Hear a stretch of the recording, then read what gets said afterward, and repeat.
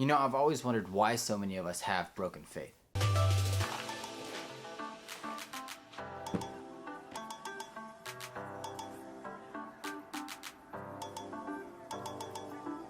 The Bible is full of some amazing stories, but at the same time are pretty wacky, and even with them being kind of wacky, I still believe that these stories can relate to our life. Take this one into consideration. In 2 Kings 6, we get this really weird story of Elisha hanging out with the sons of some of the prophets. The sons tell him that the place where they currently hang out is getting too cramped for them and they want to expand. How many of y'all know that there's seasons in our life where we grow and there's some seasons where we just don't? See, right now, the sons of the prophets were in a growing season. And they ask Elisha, hey, can you go with us to the Jordan River so that we can cut down some trees and we can make ourselves a bigger place to meet? See, Elisha was considered a man of God. And just like the sons wanted him to go with us, we have to ensure that we have God with us whenever we go into our seasons. Sometimes things can come to our life that looks extremely good, but without God there, who knows? It could probably go from good to really, really bad. And these sons of the prophets go with Elijah and they go to the Jordan. And the word tells us that they start cutting down trees. And this one guy picks up his axe.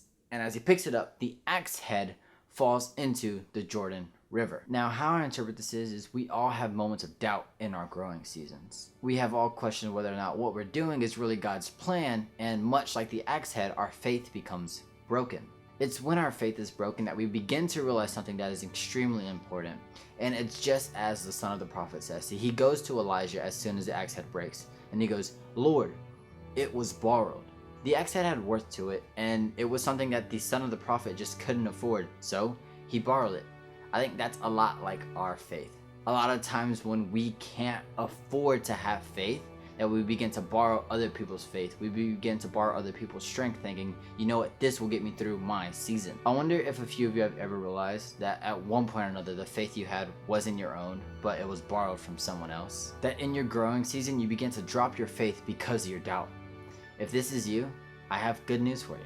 See, Elijah asked the man, where is the axe head? He wants him to point it out. And when the man tells him exactly where it's at, Elijah breaks the stick in half, and he aims up his shot, and he throws the stick into the water, hits the axe head, and the axe head floats to the top of the water. Maybe you've been waiting to see God move in your life, or you've had a lot of stress put on, you've had so many things coming your way, and you just want to see God move. See, Elijah told the man to get the axe head after it was floating on top of the water. What I'm trying to say is God wants you to put some effort in, and not just after he does something amazing, but even before it. God wants you to go to him and have faith even in the small things. My challenge to you all is to have faith in those seasons of growth, and even in those seasons of drought. Remember that God is a God of miracles, and God always comes through in the end. And with that, I want to leave you with this verse, and it's from James 1:12, and it reads like this. Blessed is the one who perseveres under trial, because having stood the test, that person will receive the crown of life that the Lord has promised to those who love him. And with that, as always, God bless, and I'll see you next time.